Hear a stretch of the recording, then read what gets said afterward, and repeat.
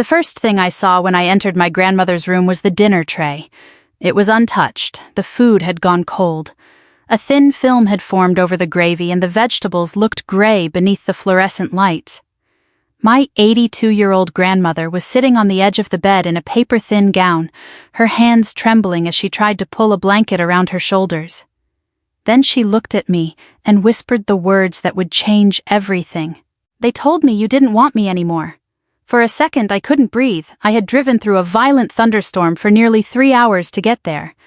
I was still wearing my military uniform under my rain jacket. My boots soaked my hair damp from the downpour. But none of that mattered anymore.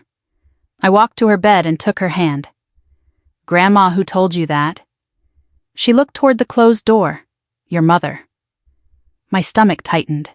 That was the moment I knew something was very wrong. But it had started hours earlier with a phone call that I almost didn't answer.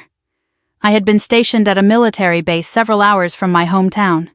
It was late, well past 10 at night, and a thunderstorm was rolling across the area.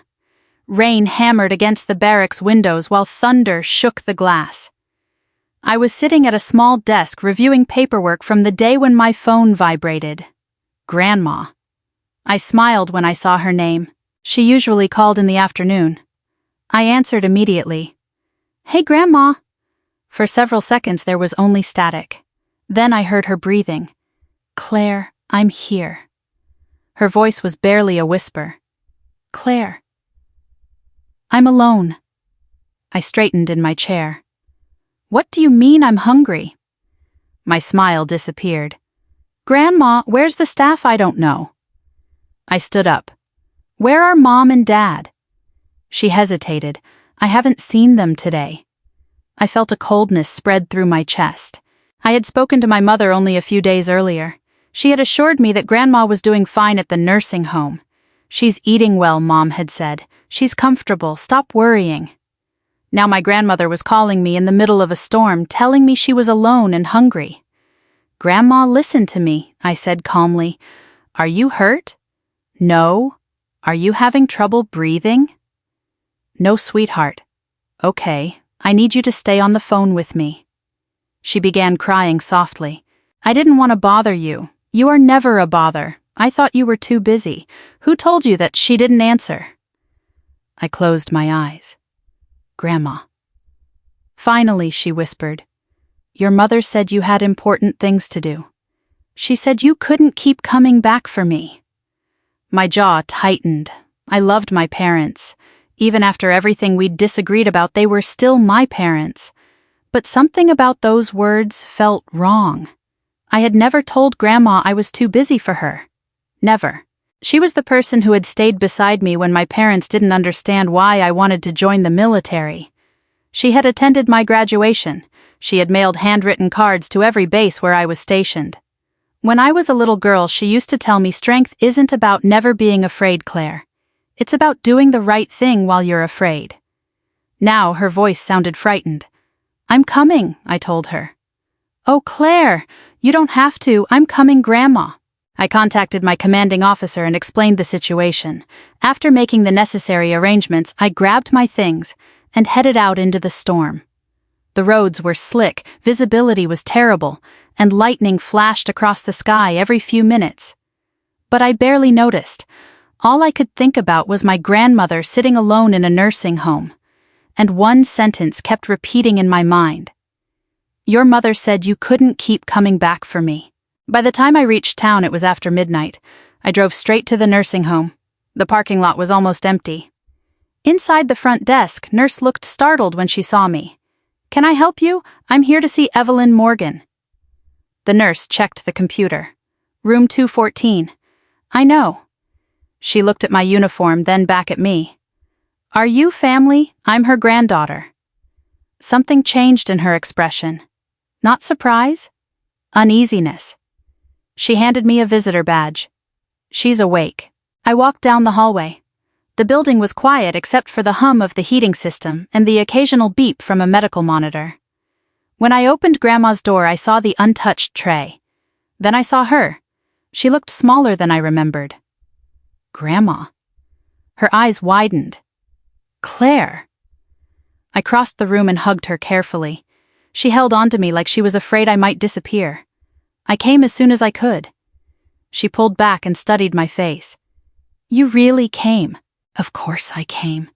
She started crying. I wiped her cheek. Tell me what happened. She looked towards the hallway again. I haven't been treated right? My heart sank.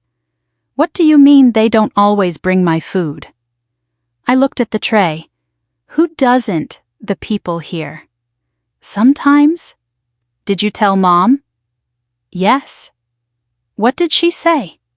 Grandma lowered her eyes. She said I was being difficult. I felt anger rising, but I forced myself to stay calm. Anything else? She nodded. They told me you didn't want my house. I frowned. My house?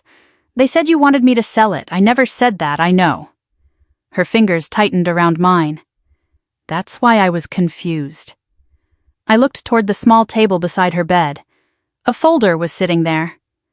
What's that, Grandma? Followed my eyes. I don't know. Your mother brought it. I opened it. The first page contained legal documents concerning Grandma's property and finances. Then I saw my parents' names. I read the date. My stomach dropped. Grandma? I looked at her. Who gave them permission to do this? She shook her head. I don't know, sweetheart. I turned another page. There was a signature that looked like hers, but something about the date bothered me. I remembered Grandma had been hospitalized around that time. I looked back at her. Did you sign this? She stared at the page for several seconds. Then she whispered, I don't remember.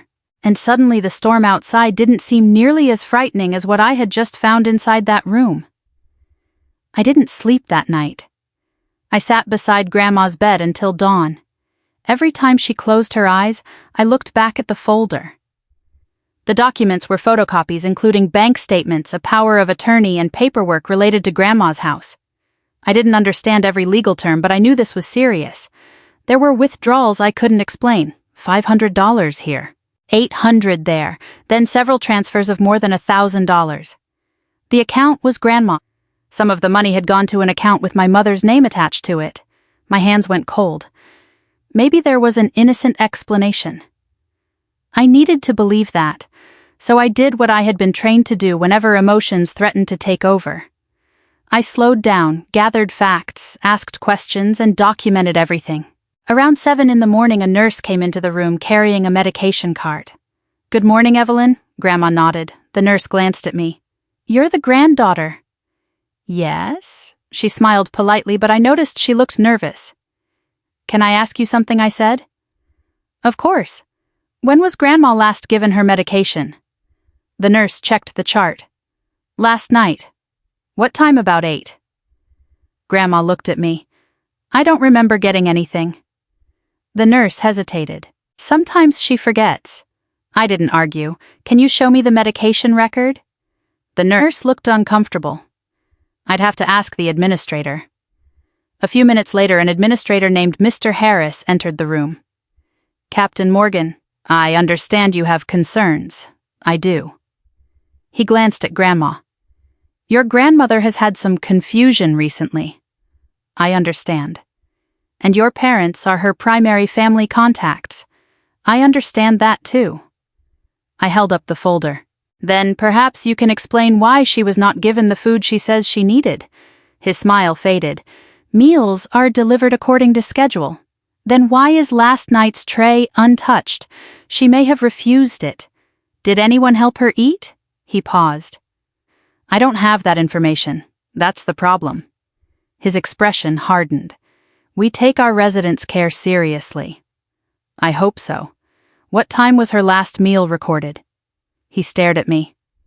Are you conducting an investigation? No, I'm trying to understand why my grandmother called me during a storm and said she was hungry and alone. Grandma reached for my hand. Mr. Harris glanced at her. Then he lowered his voice. Your parents have been managing her care for months. They've never raised concerns like this. I looked directly at him. I'm raising them now. He nodded. We'll review the records. Good. After he left, Grandma squeezed my hand. You sounded like your grandfather. I smiled sadly. Good. He used to ask questions nobody wanted to answer. I looked at the folder again. Grandma, I need you to tell me everything. She stared at the ceiling. I was afraid. Of what, that your parents would be angry. Why? Because they said you were busy. They said you had your career, your responsibilities, your own life. They said I shouldn't make trouble. I swallowed hard. Did they ever threaten you? No. She hesitated. Not exactly. That answer stayed with me. What did they say? They said if I didn't cooperate, I'd lose the house. I stared at her. Your house. She nodded. They said the money from it would pay for my care. I looked at the documents. Did you agree to sell it? No. Then why is there a listing? Her eyes filled with tears. I don't know. I stepped into the hallway and called my mother. She answered on the fourth ring. Claire. Is everything okay? No silence. I went to see Grandma. You drove all the way back? Yes. Why? Because she called me last night. Another silence.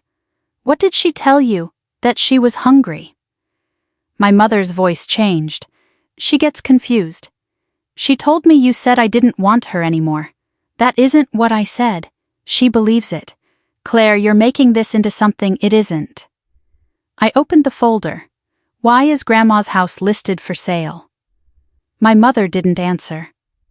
Mom. Finally, she said, we were going to discuss that with you. You already listed it. We had no choice. Why?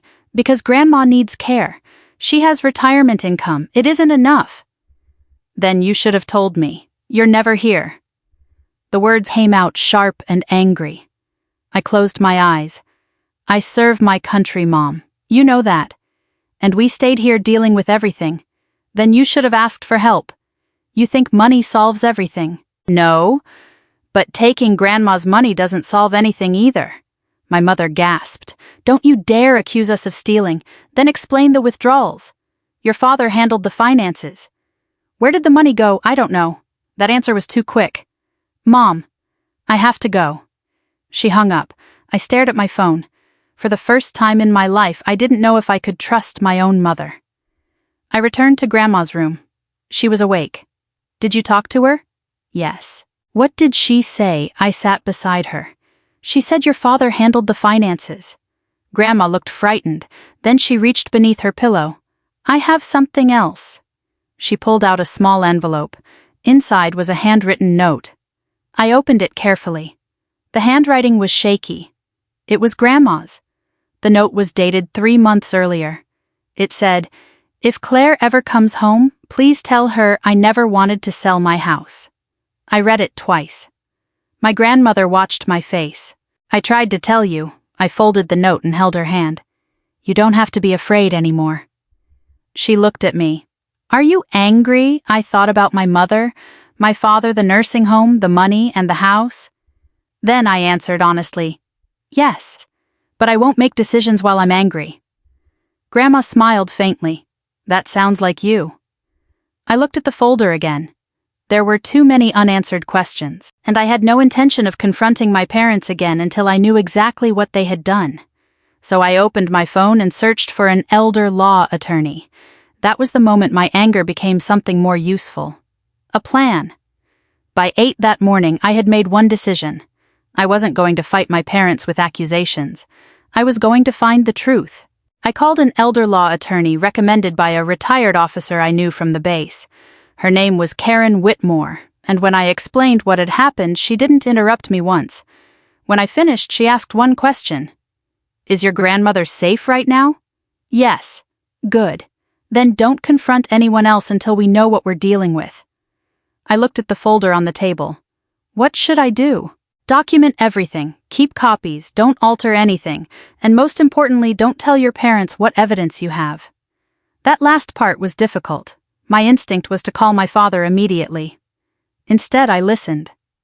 Karen explained that elder financial exploitation could take many forms: unauthorized withdrawals, pressure to sign documents, misuse of a power of attorney, controlling access to family members, even isolating an elderly person from people they trusted. None of those things alone proves a crime, she told me.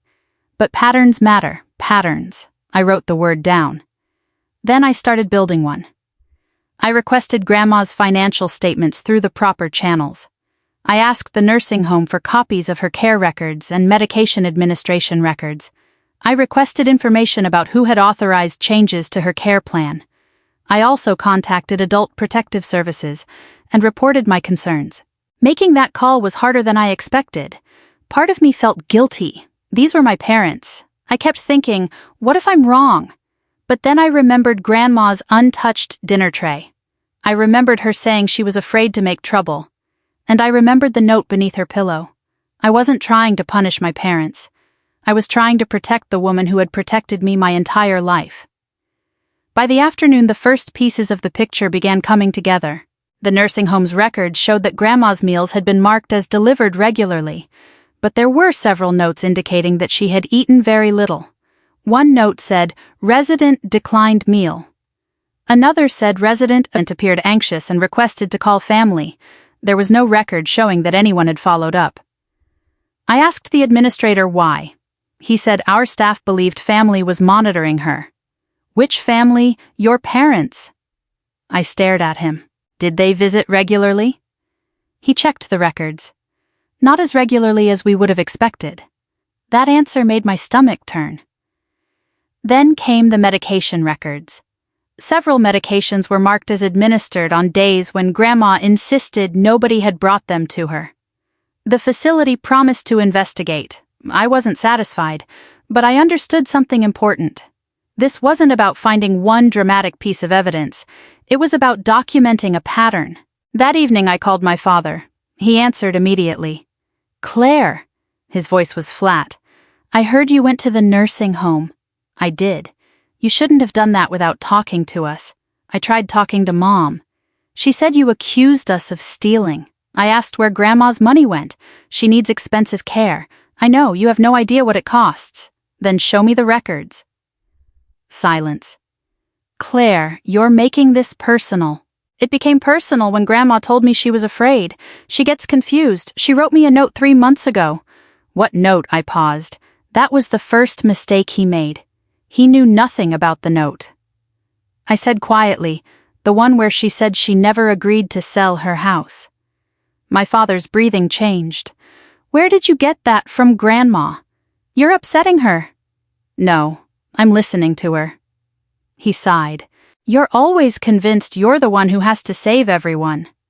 I looked out the window, maybe because nobody else is doing it. He became angry. "You've been gone for years. Your mother and I were the ones dealing with everything. I appreciate everything you've done for her. Then stop treating us like criminals. I'll stop asking questions when the questions have answers." He hung up. I sat there for a long time. Part of me wanted to cry. Instead, I opened the financial statements. There it was, a transfer for $3,200, then another for $1,850, then $2,400. The destination account had my mother's name. I checked the dates. Some of the transfers happened shortly after Grandma's retirement deposit. I called Karen.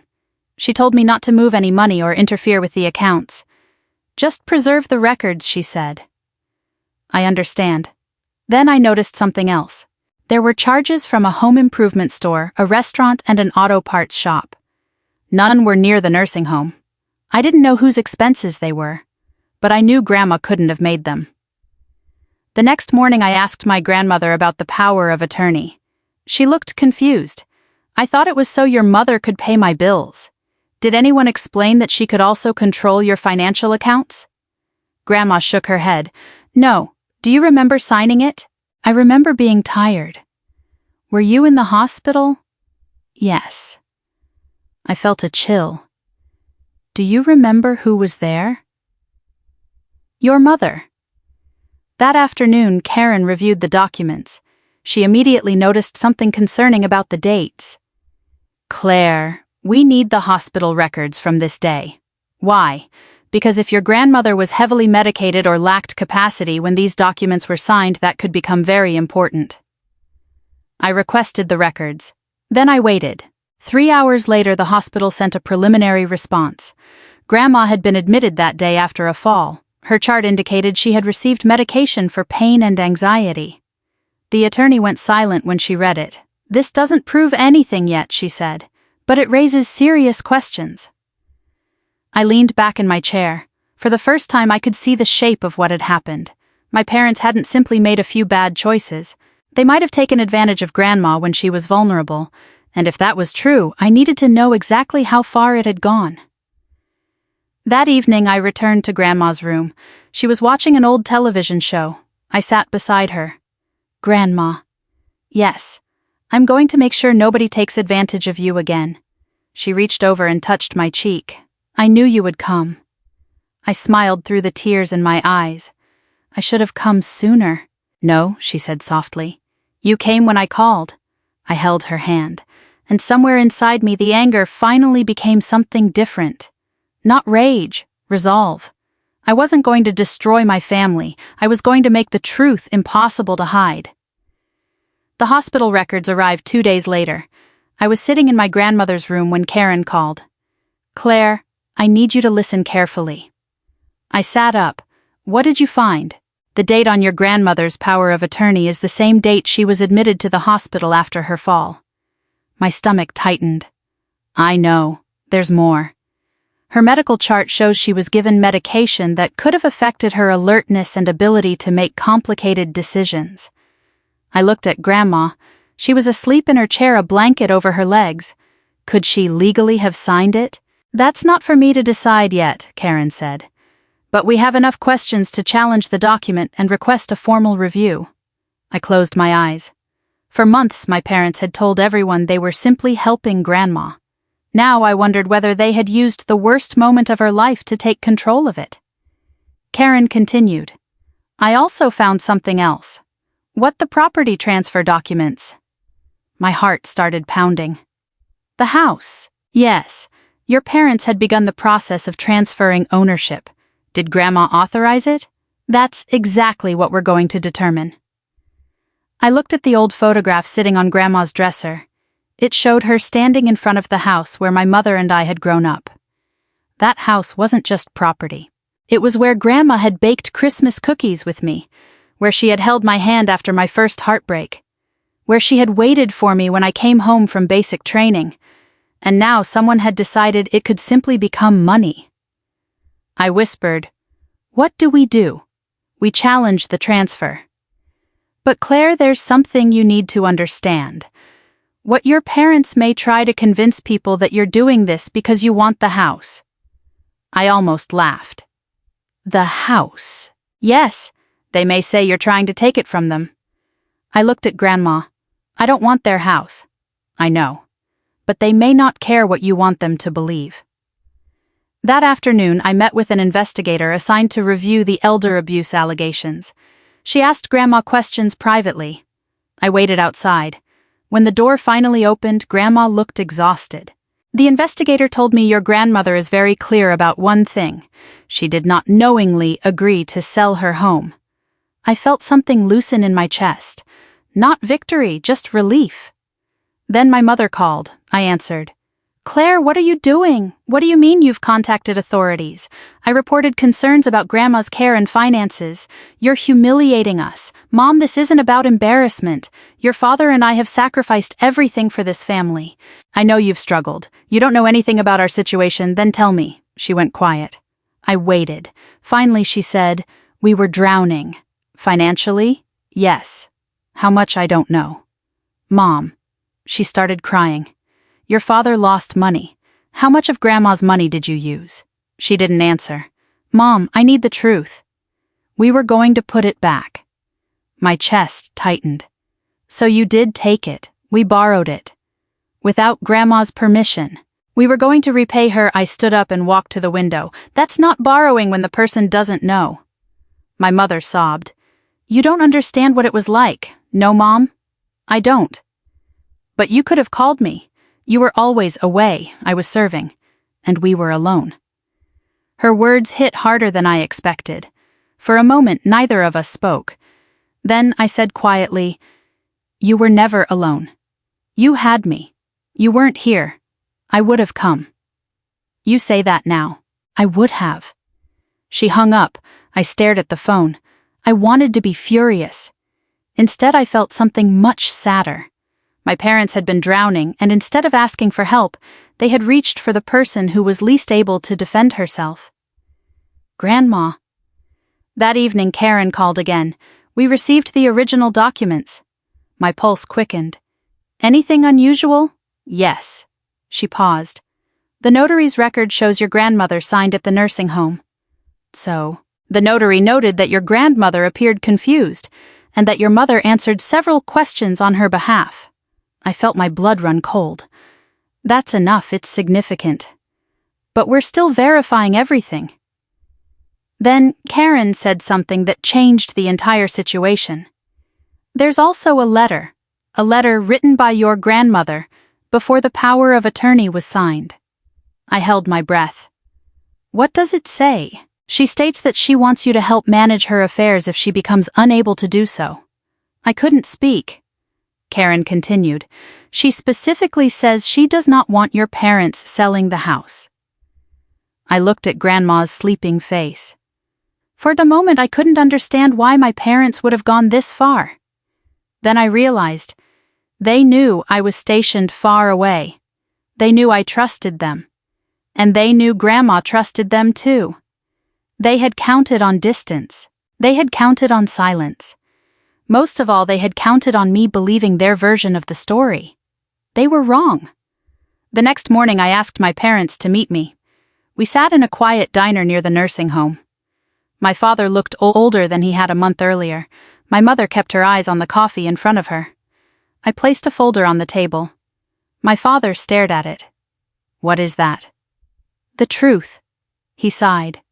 Claire, please. No more explanations.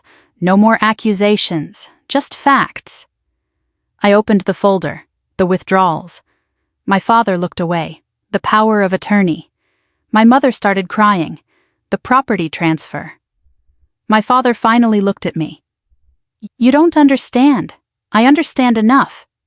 He leaned forward. We thought you didn't care. I stared at him. I drove 3 hours through a thunderstorm because Grandma called me hungry and afraid. He lowered his eyes. My voice remained calm. You didn't need me to be there every day. You needed to tell me the truth. Neither of them spoke.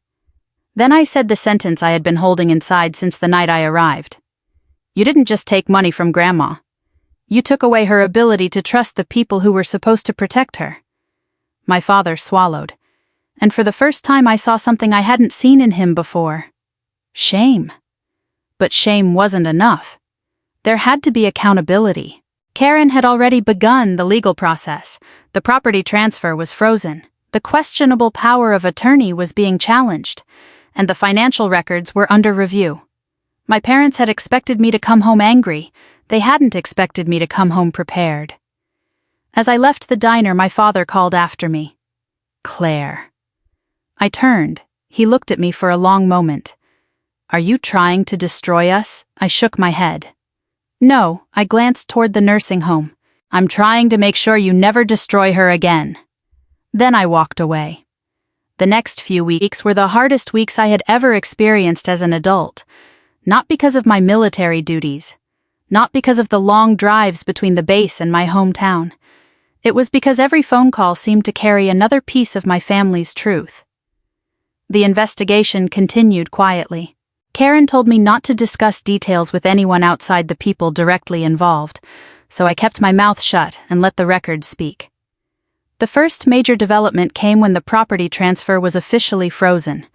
My grandmother's house could not be sold while the ownership dispute was being reviewed. When I told Grandma, she closed her eyes and breathed out slowly. That house has been in the family for 40 years, she said. I know. I don't care what happens to it after I'm gone. I know. She looked at me. I just didn't want someone taking it while I was still here. I reached for her hand. They won't, she smiled. I believe you. The financial investigation was more complicated. Several withdrawals could be explained as legitimate expenses. Others couldn't. There were thousands of dollars that had been moved from Grandma's account into accounts controlled by my parents. My father eventually admitted that some of the money had been used to pay personal debts. He insisted he had intended to repay every dollar, but good intentions didn't erase what had happened. Karen explained that the money would have to be accounted for and any improperly taken funds would need to be returned. My parents were furious at first. Then they became quiet. Then finally they became afraid. My mother called me one evening. "Claire, yes. I don't know what we're going to do." I sat at my kitchen table on base staring at the cup of coffee in front of me. "What do you mean we may lose our house?" I closed my eyes. I had expected to feel satisfaction. I didn't. "Mom, that's not what I wanted. But you're the one who started this." "No, you started this when you used Grandma's money without permission. We were desperate. I know. We thought we could fix it. You should have told me." I was ashamed. That word stopped me. Ashamed. My mother had always been proud. Even when things were difficult, she rarely admitted weakness. Now I could hear her crying. I was ashamed that we couldn't handle everything she said. "Your father had debts. I thought if we sold Grandma's house, everything would be okay." I took a slow breath. "You should have asked me for help." "I know."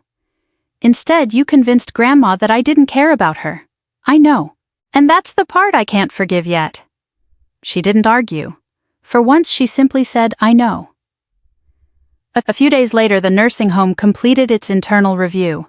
They acknowledged failures in communication and supervision. The administrator apologized to Grandma.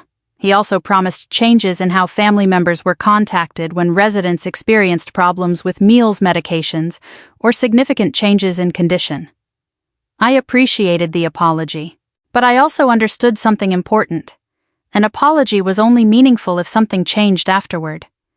Grandma was moved to a different care arrangement. It wasn't luxurious, it wasn't perfect, but the staff knew her name. They knew how she liked her tea. They knew she preferred oatmeal in the morning and soup when she wasn't feeling well. Most importantly, someone checked on her.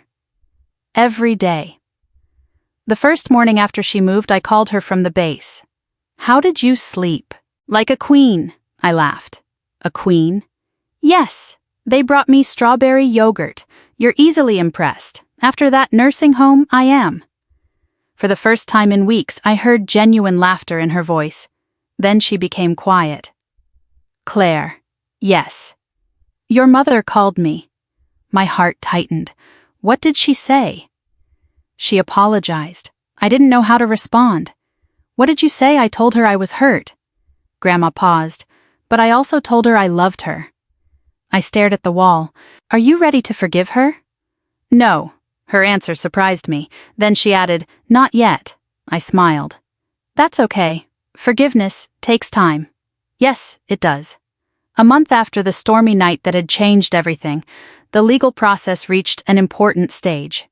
The questionable property transfer was canceled. The power of attorney was revoked. The financial records were settled, and my parents were required to repay the money that had been improperly taken. They also faced the consequences of the decisions they had made. There was no dramatic courtroom scene, no screaming, no satisfying moment where someone was dragged away in handcuffs. Real life rarely works that way. Instead, there were meetings, paperwork, repayment plans, legal fees, difficult conversations, and uncomfortable truths. And somehow that felt more real. One afternoon, my father asked to see me. We met at Grandma's house. The place looked exactly as I remembered it. The old wooden floors, the faded curtains, the family photographs. My father stood in the kitchen for several minutes without saying anything. Finally, he said, "I thought I was protecting the family." I looked at him. "You were protecting yourself." He nodded. "I know that now." He sat down. I was wrong. Those 3 words were harder to hear than I expected. Not because they fixed anything. They didn't. But because I had waited most of my life to hear my father admit that he could be wrong. He looked at me. "Can you ever forgive me?" I thought about it. "I don't know." He nodded. "That's fair." Then I said, "But forgiveness doesn't mean I stop protecting Grandma. I understand. And it doesn't mean I forget. I understand." He looked down at his hands. "What can I do?" I answered honestly. "Earn back her trust." He nodded. "I will." Later that evening, I sat beside Grandma on the porch. The storm had passed weeks ago. The sky was clear.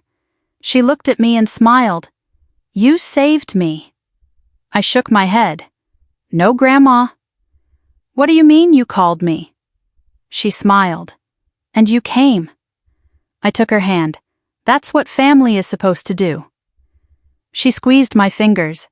"No," she said softly. "That's what love is supposed to do." I looked out at the quiet street. For the first time since that terrible phone call, I felt peace.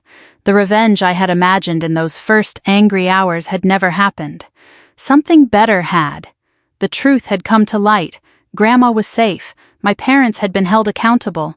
And there was still a chance, however fragile, for our family to become something healthier than it had been before. I learned that justice doesn't always look like punishment. Sometimes it looks like returning what was taken. Sometimes it looks like protecting someone who can no longer protect themselves. And sometimes after accountability, it looks like giving people the chance to become better than the worst thing they have ever done. 6 months after that stormy night, I drove to Grandma's house on a Sunday afternoon. The sky was clear, the roads were dry, and for the first time in a long while, I wasn't driving with my heart pounding. I parked in the driveway and sat there for a moment.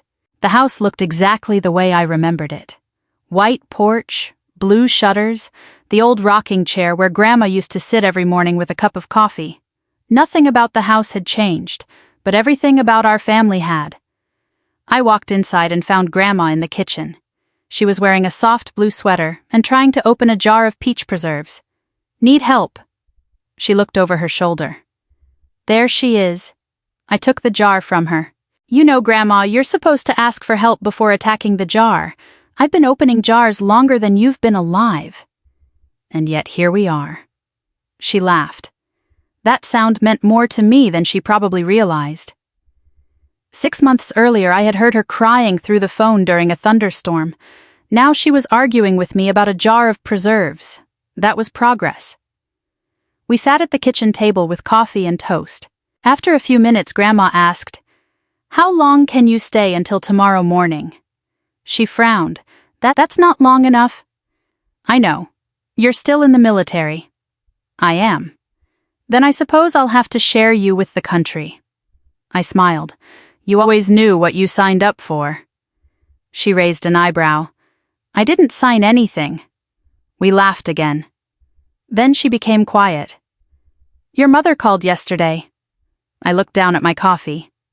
"How is she trying?" That was the word Grandma had started using. Trying. My mother had been visiting regularly. She brought groceries. She helped with appointments. She sat with Grandma even when Grandma didn't feel like talking. My father had been doing the same. They weren't forgiven completely. Trust didn't return because someone said, "I'm sorry." It came back slowly, one visit at a time, one honest conversation at a time. One promise kept after another. I had learned that forgiveness without accountability was simply permission to repeat the same behavior. But accountability without forgiveness could leave a family trapped forever in its worst moment. So we were trying something different. Boundaries first, trust second, forgiveness, if it came, would come later. That evening my parents arrived. My mother carried a casserole. My father had a bag of groceries. For a few seconds nobody knew what to say. Then Grandma pointed at the kitchen. "Put that casserole down and come sit." My mother smiled. "Yes, Mom." They sat across from us. My father looked at me. "Claire." I waited. "I owe you an apology." I didn't say anything. He continued. "I blamed your military career for everything. I told myself you were never here, so we had to handle things ourselves." He swallowed. "But the truth is I was angry and ashamed. I made decisions I had no right to make." My mother reached for his hand. "I did too." Grandma looked at them. "You hurt me." My mother began to cry. "I know. And you made me believe Claire didn't want me." "I know." Grandma's voice softened. "That was the worst part." My mother wiped her eyes. "I am so sorry." Grandma looked at me.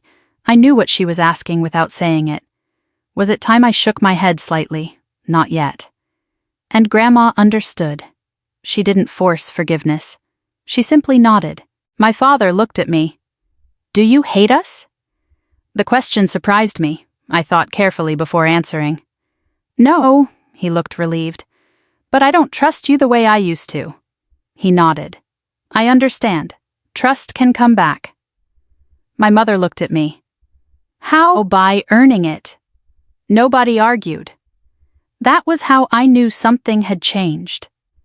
Later that night after my parents left, Grandma and I sat on the porch. The air was cool. Crickets chirped in the grass. She leaned back in her chair. You know what I've learned? What people think strength means never needing help. I smiled. That sounds familiar. She looked at me. You learned that from me. I did. She pointed toward the house. But I was wrong about one thing. What being strong also means knowing when to call someone. I looked at her. She smiled. I called you. And I came. Yes. She took my hand. You always came. I thought about all the times I'd worried that my military career had taken me too far away from the people I loved. Maybe distance didn't define love. Maybe showing up when it mattered did. That night I thought about everything that had happened.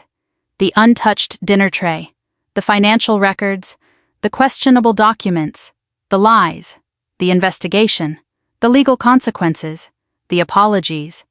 None of it had been easy. But I had learned something I wished someone had taught me years earlier. Protecting an elderly family member doesn't mean simply trusting whoever says they're taking care of them. It means asking questions. It means checking bank statements. It means understanding powers of attorney. It means paying attention when an older person suddenly becomes withdrawn, frightened, hungry, isolated, or afraid to speak. And it means remembering that financial abuse can happen inside families. Sometimes the people who cause the most damage aren't strangers. Sometimes they're people you trusted. But there was another lesson I carried with me. If something feels wrong, don't ignore it just because asking questions might make someone uncomfortable. I almost did. I almost accepted my mother's reassurance. I almost told myself Grandma was confused. I almost let distance become an excuse. Instead, she called me, and I listened. A few weeks later, I returned to the base. Before I left, Grandma hugged me tightly. Call me when you arrive. I will. And don't make me wait too long. I won't. She smiled. I love you, Claire. I love you too. As I drove away, I looked at the house in my rearview mirror. For the first time, I didn't feel anger. I felt gratitude. Grandma had taught me that night that courage isn't always loud. Sometimes courage is a trembling voice on the other end of a phone. Sometimes it's an elderly woman saying, please help me, and sometimes courage is simply being willing to answer.